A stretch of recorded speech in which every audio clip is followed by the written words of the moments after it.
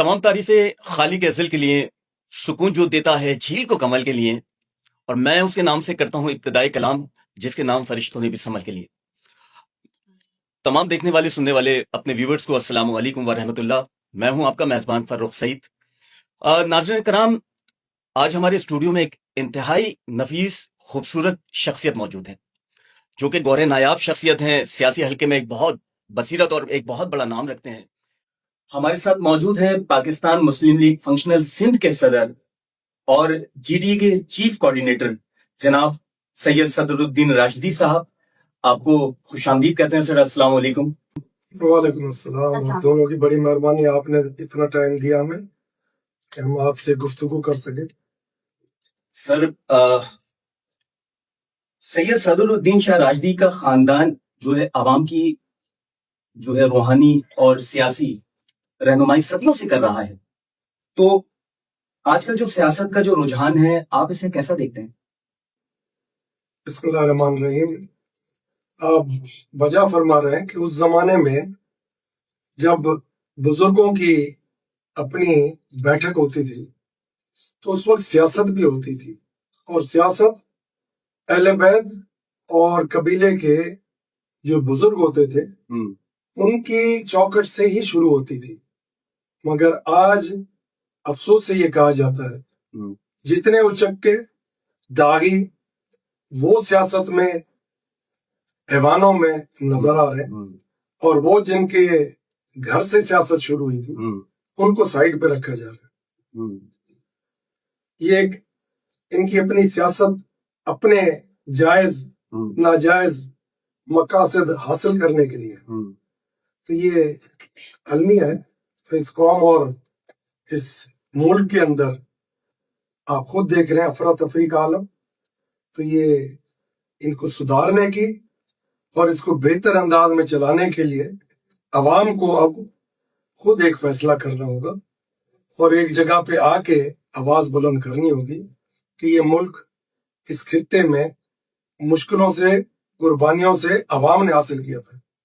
अंग्रेजों ने जिनको चाबी दी थी उनका नहीं है मुल्क, ये अवाम का मुल्क है।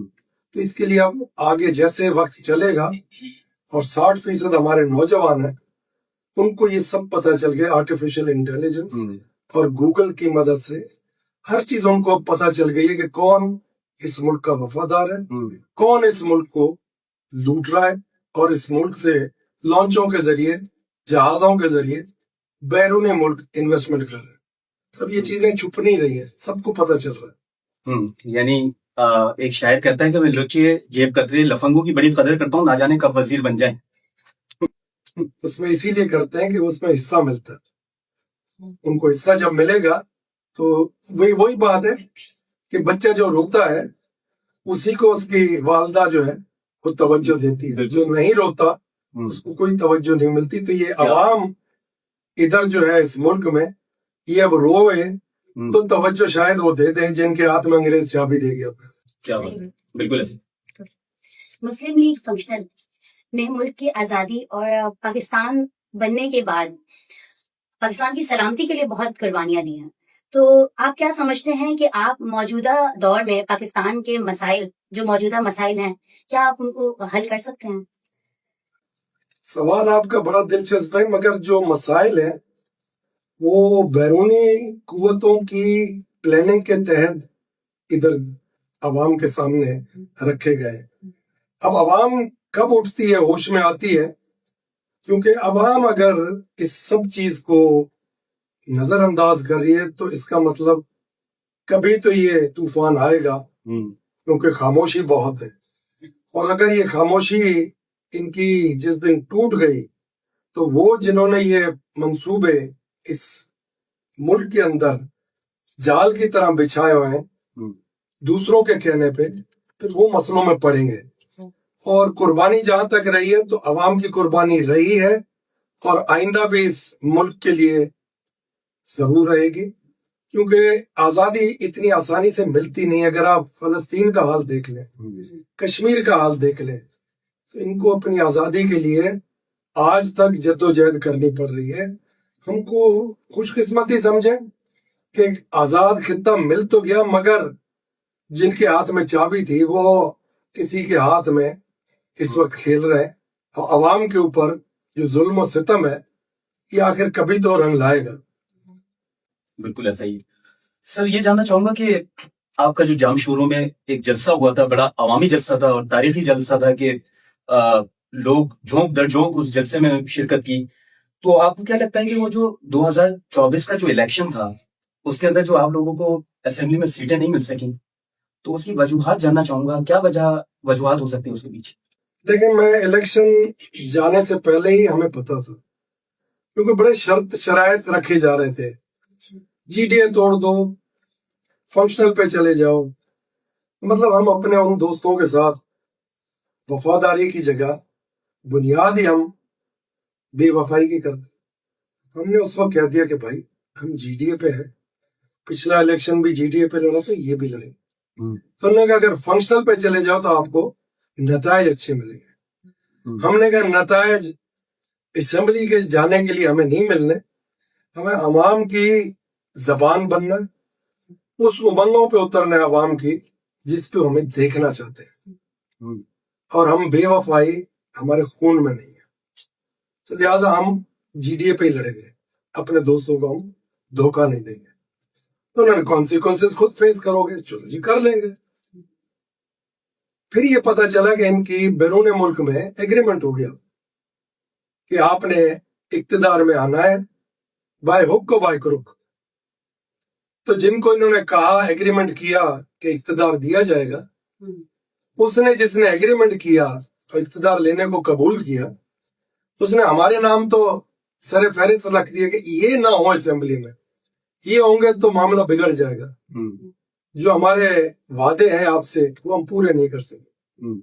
وہ ہمیں پہلے پتہ چل گیا تھا۔ الیکشن ہارنے کے بعد بھی دوسرے دن ہی ہم نے ادھر عوام کو بتایا کہ بھائی آپ لوگ مایوس نہ ہو، آپ اور ہم، ہمارے بزرگ اس ملک کی بقا سلامتی کے لیے ہمیشہ لڑے بھی ہیں اور قربانیاں بھی دیں گے، آئندہ بھی دیں گے، مگر کچھ مفاد اس وقت ایسے آ گئے ہیں لوگوں کے پاس، جو آپ لوگوں کی اور ہم لوگوں کی جو بھی خواہشات ہیں ان سے ہٹ کے آپ کی حق تلفی کے لیے، وہ حق تلفی ہم نہیں کر سکتے تھے، تو لہٰذا آپ لوگ سرخرو ہیں، جیتے ہوئے۔ ہم بھی آپ کے ووٹوں کو احترام سے دیکھتے ہیں، آپ کی قدر کرتے ہیں، مگر وہ جو اس وقت اقتدار فارم 47 کے بعد دیا گیا جن کو، وہ جب اپنے اس وعدے کی وفا پہ نکلیں گے انشاءاللہ، اس وقت آپ دیکھیں گے علم ہمارے ہاتھ میں ہوگا، غدار وطن کا نام ہم بالکل عیا کر دیں گے۔ کیا بات! تو ہم نے کرنا تھا، ہم نے اس میں کر بھی دیا اور کرتے بھی آ رہے ہیں، اور کرتے رہیں گے۔ میں پوچھنا چاہوں گی شاہ صاحب آپ سے کہ صوبے اور وفاق میں کیا تنازعات ہیں اور کس طریقے سے ان کو حل کیا جا سکتا ہے؟ دیکھیں، صوبے اپنا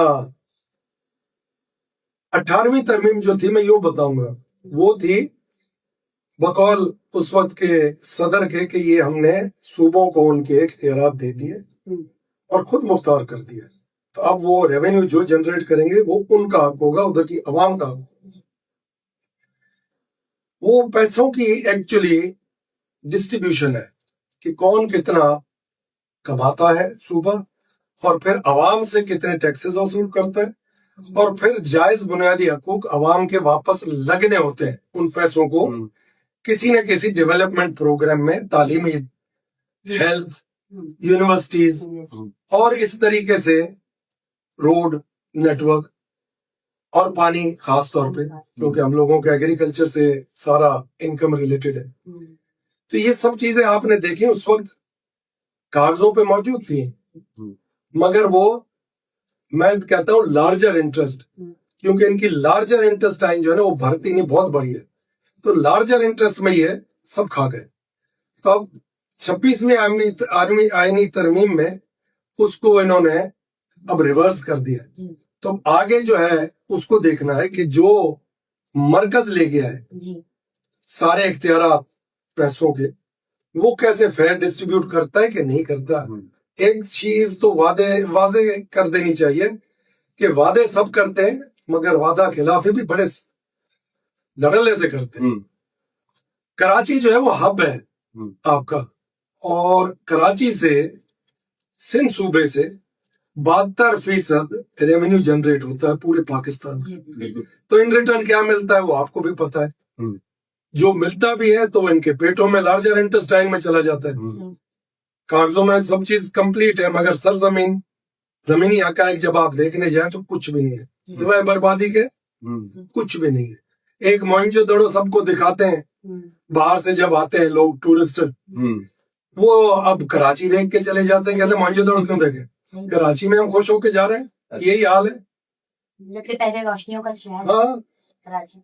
एक मिसाली शहर था जी बिल्कुल जिसको बाय डिजाइन रोका गया जी, और किसी दूसरे सूबे को अहमियत दी जाती है। ज्यादा दी जाती हम यही कहते हैं कि हम पाकिस्तान के हिस्से में। है। हमने पाकिस्तान के बुजुर्गों ने भी इस खित्ते में साम्राज्य के खिलाफ जद्दोजहद की थी, शहादतें हासिल जी की थी। बिल्कुल। तो हमें पाकिस्तानी क्यों नहीं समझते भाई, हम भी तो पाकिस्तान में ही है ना।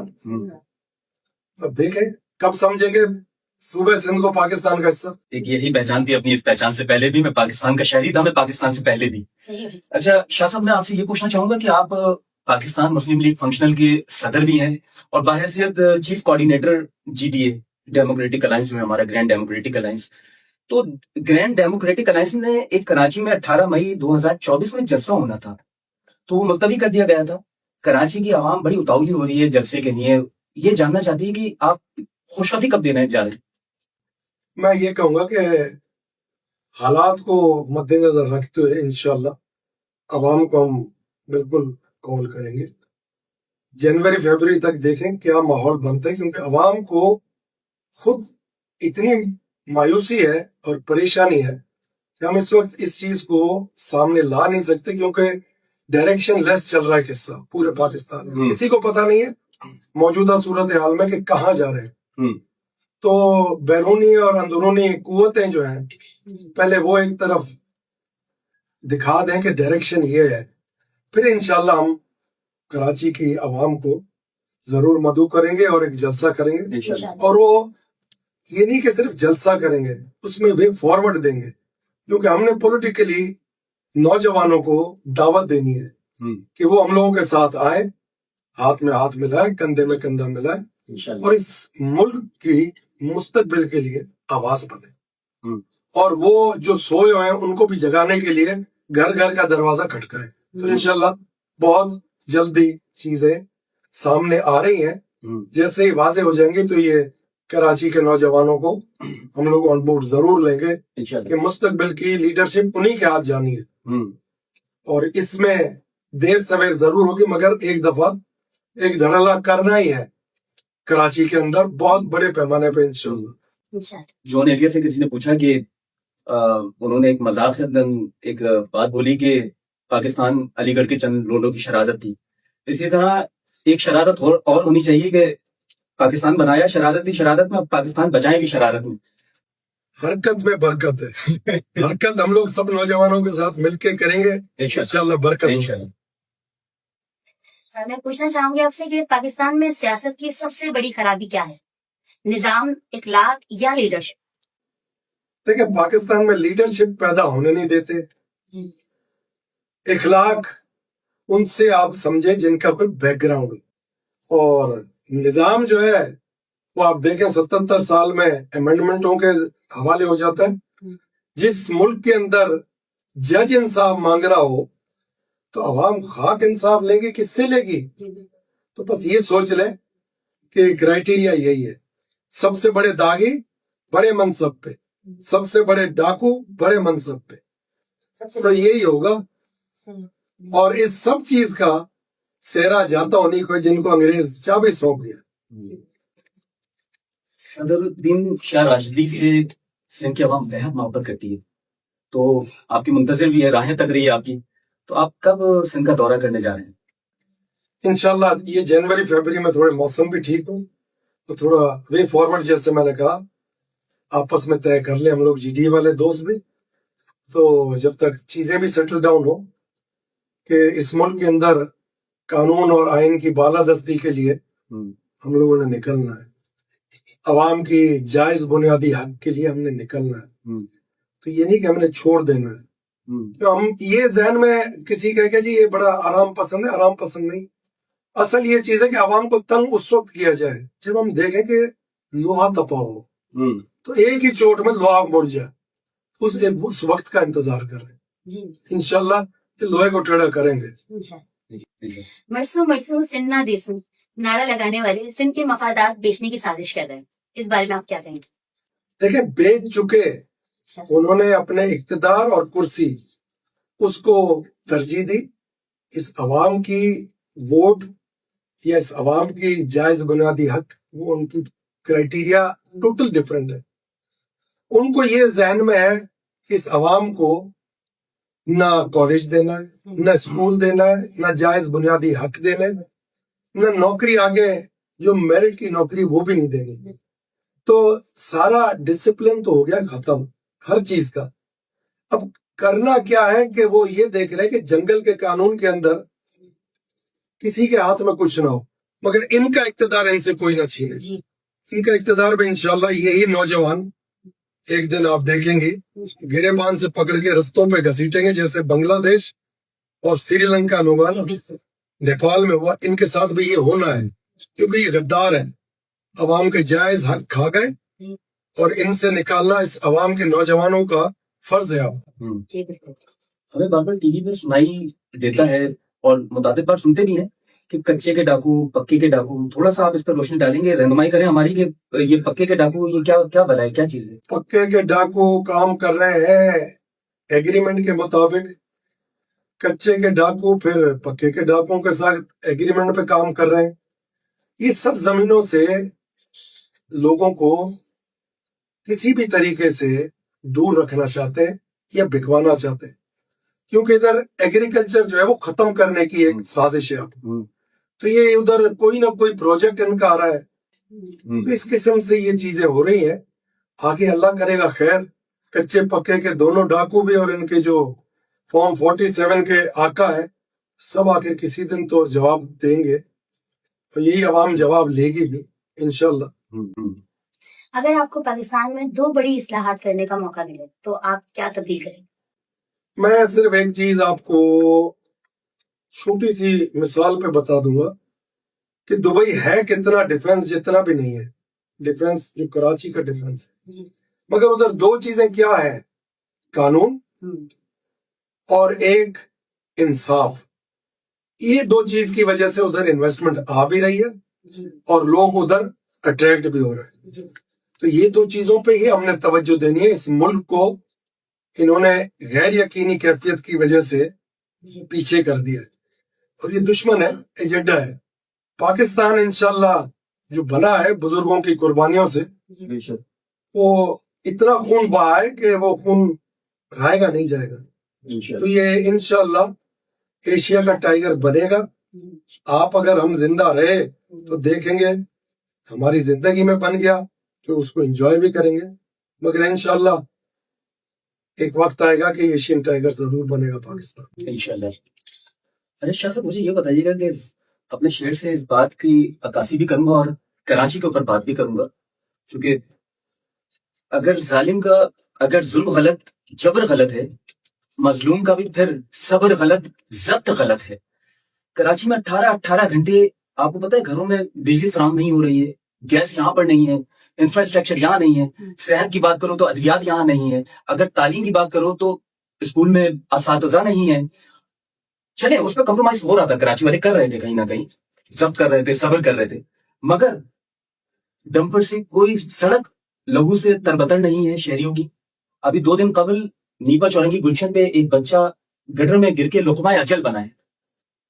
اگر ان کو انصاف کون دے گا؟ اگر عدالتوں میں کی بات کریں تو وہاں تو آلریڈی کیسز اتنے فائل ہیں کہ وہاں تو کوئی سننے والا نہیں، دیکھنے والا نہیں، تو ان کی فیملیز کو کون انصاف دلائے گا؟ میں گزارش ذمہ کرتا دار ہوں، کون ہے؟ میں گزارش کرتا ہوں، جس خطے میں ہم لوگ ہیں اس میں ہم لوگ جیسے میں نے پہلے کہا تھا بزرگوں کی قربانیوں سے ہیں۔ شکر ہے اللہ کا کہ ہمیں آزاد زمین ملی ہے، اگر ہمارے خیال آزاد ہونے نہیں دیے جا رہے۔ کیا بات؟ دوسری چیز، اس ملک کے اندر हमारे जज जितने भी जज हैं वो इंसाफ लेने के लिए कहीं और दरवाजा खटकाते हैं, तो अवाम को क्या इंसाफ मिल रहा है? तो दो ही बातें वापस रिपीट करूंगा, कानून की बालादस्ती और जायज बुनियादी हकूक, और कानून को फर्स्ट प्रायोरिटी होगी, जहां छोटे बड़े का कोई ये फर्क नहीं होगा। ये दो तीन चीजों पे अगर हम अमल कर लें तो ये सब यूनिफॉर्म सिस्टम से इम्प्रूव हो जाएगी हर चीज। कराची के अंदर, पूरी पाकिस्तान के अंदर एक ही यूनिफॉर्म होना चाहिए, लॉ का, डिलीवरी का, और उनके जायज बुनियादी हक, मेरिट, नौकरी पे हर चीज। ये सब चीज आपको तब मिलेगी जब दो चीजें सामने आएंगी, कानून की बालादस्ती और आपका जायज बुनियादी हक। उस पर जब कोई सौदा नहीं करेगा तो हर चीज राइट डायरेक्शन में जाएगी। शाह साहब, हर सानिया को हादसे का नाम दे दिया जाता है। मुझे तो ऐसा लगता है कि गरीब का कानून अलग है, अमीर का कानून अलग है। फिलहाल कोई कानून नहीं है, कानून अमेंडमेंट के जरिए बदलते जा रहे हैं। तो आखिर जो ना इंसाफी कर रहा है, अल्लाह के कानून में तो पकड़ा ही है ना। अगर इधर पकड़ा ही नहीं है तो उधर पकड़ा ही है। और इन सब जो भी इनमें इनके अजीज या औलाद फौत हो गई हादसों में, हमें उनके साथ अफसोस भी करते हैं। अल्लाह उनको जन्नत फिरदौस में जगह अता फरमाए, इनको सब्र जमील अता फरमाए। इंशाल्लाह इनको भी मैं कहता हूँ, आप लोग भी उम्मीद पे रहें कि अल्लाह ताला इनके साथ वो करे कि आपकी नजरों के सामने इनका फैसला अल्लाह करे। जो इस वक्त हाकिम वक्त है, इनके साथ भी वही हो, इनकी औलाद के साथ भी वही हो। तब इनको पता चलेगा कि गरीब और दूसरों के साथ जो ज्यादती हो रही है उसका आपके घर में जब हुआ है तो उसका असर क्या पड़ता है। मैं तो ये बिल्कुल शाह साहब, मैं पूछना चाहूंगी कि हिंदुस्तानी जो वजीर दिफा हैं, उन्होंने सिंध को हड़प करने का इरादा जाहिर किया है, तो आप उनको क्या जवाब देना चाहेंगे? मैं ये कहूंगा कि सिंध और हिंद तो एक बात हुआ करती थी, मगर हमारे बुजुर्गों का लहू साम्राज्य के वक्त में बहा है इधर खित्ते में, तो लिहाजा ये तो उनकी ख्वाहिश ही रहेगी। क्योंकि हमने तो पहले भी कहा कि ये आजाद मुल्क जो हमें मिला है, इसकी आजादी को हम राहेगा जाने नहीं देंगे। मगर मैं दूसरा ऐसे ही ऑन द लाइटर नोट पूछना चाहता हूं कि उनके अपने हिंदुस्तान में इतने स्प्लिंटर ग्रुप से आजादी के नारे लगा रहे हैं, उनको सिंध लेके ये मुसीबत अपने गले में क्यों उतारना चाहते हैं? ये तो वो मुसीबत है जो गले में ना नीचे पेट में जाएगी ना वापस निकलेगी। तो ये छोड़ दे कहना, ये बहुत बड़ी उनकी बेवकूफी होगी, और सोचे भी ना। बिल्कुल सही। गरीब शहर तरसता है एक निवाले को, अमीर शहर के कुत्ते भी राज करते हैं। शाह साहब, अलमिया की बात तो ये है कि यहाँ सिंध का पानी चोरी हो जाता है, वहां भैंसें नहा रही हैं, वहां सिंध की मजबूर लाचार बेचार आवाम वही पानी पी रही है। और अलमिया की बात तो ये है कि हुक्मरानों के घर पे और साफ पानी कैसे मुहैया हो रहा है, उन तक कैसे पहुंच रहा है ये साफ पानी? देखें, पैसे से टैंकर तो जरूर जा रहे हैं, मगर ये अलमिया है कि टैंकर से जहां पानी पहुंच रहा है तो इंफ्रास्ट्रक्चर आपका जाया हो रहा है, क्योंकि डेड वेट है टैंकर। और कितने मोटरसाइकिल और हादसे हो रहे हैं इन्हीं टैंकरों की वजह से। क्यों ना ये वाटर सप्लाई से क्यों नहीं सप्लाई कर सकते? क्योंकि अरबों रुपए की महीने की आमदनी है इससे, और उस आमदनी को तरजीह दी जाती है। आवाम के जायज बुनियादी हकों में पानी तो पहला है, करबला बनाई हुई है ना। क्योंकि जब पानी सप्लाई हो सकता है पैसों से, टैंकर से, तो वाटर सप्लाई लाइन से भी हो सकता है। तो ये सब एक साजिश है, सोची समझी। देखिए, ये जो इधर सिंध सूबे के साथ किया जा रहा है ना, सिंध के अंदर जो बड़ी सोसाइटीज में हो रहा है, किसी और जगह पे नहीं हो सकता, किसी भी जगह। तो इधर के लोग अभी तक सोए हुए हैं। अभी नौजवान है, ये अवेयरनेस ड्राइव हम निकालेंगे और ये सब चीजें उजागर होंगी, तो ये आहिस्ते आहिस्ते चीजें दुरुस्त हो जाएंगी। वक्त लगेगा मगर दुरुस्त जरूर होंगी। तो ये सब पैसे की जंग है, पैसे कमाने की जंग है। आप वफाकी वजीर भी रहे और आप सूबाई वजीर भी रहे, अब सिंध की आवाम आपको वजीर आला के रूप में कब देखेगी? ये सवाल आपका बड़ा दिलचस्प है, मगर मैं आपको बता दूं, वो हमारे वालिद साहब अल्लाह बख्शे, ان کی زندگی میں یہ خواہش تھی اہم ادارے پہ بیٹھے ہوئے دوستوں کی. میرے والد صاحب نے کلیئر کہا کہ بھائی بات سنیں، میں اپنے بیٹے کو اپنی زندگی میں جیل میں نہیں دیکھنا چاہتا، جیل کی سلاخوں کے پیچھے نہیں دیکھنا چاہتا، کیونکہ کام آپ نے کرنے اور دستخط میری بیٹے سے کرواؤ گے تو یہ میں بالکل اجازت نہیں دوں گا. ہمارے پروگرام کا وقت بڑا ہی قلیل ہے اور آپ سے بھی اجازت چاہیں گے، اپنی عوام سے بھی اجازت چاہیں گے، مگر آپ کی بات کو سمرائز کر دوں کہ آپ کے الفاظ یقیناً اس بات کی غمازی کر رہے تھے کہ سدا ہم رہیں گے وطن کے نگہباں، وطن اپنا کعبہ، وطن اپنا ایمان. جو نفرت پھیلا کر وطن بیچتے ہیں، خدا کی قسم اپنی ماں کا کفن بیچتے ہیں. کسی کو یہ سودا چکانے نہ دیں گے، وطن تجھ پہ کبھی آنچ آنے نہ دیں گے، وطن تجھ پہ کبھی آنچ آنے نہ دیں گے. پروگرام ملاقات میں اپنے اس میزبان کو اور اپنے مہمان کو بھی اجازت دیجیے گا. میرے ساتھ میری ساتھی ہوسٹ تنزیلہ خرم کو بھی اجازت دیجیے گا. ایک نئی ملاقات کے ساتھ، نئے مہمان کے ساتھ حاضر خدمت ہوں گے. اللہ حافظ. بڑی مہربانی. اللہ حافظ. پاکستان زندہ باد. جب سائی اپنا یونس ہے تو ڈرنا کیا، گھبرانا کیا. ہم شیر ہیں، ہم شیر ہیں، پیر پکارا کے ظلمت کو مٹا کر لیں گے. کھائی ہے تیری عزت کی قسم، یہ بہت نبھانے ہم نکلے.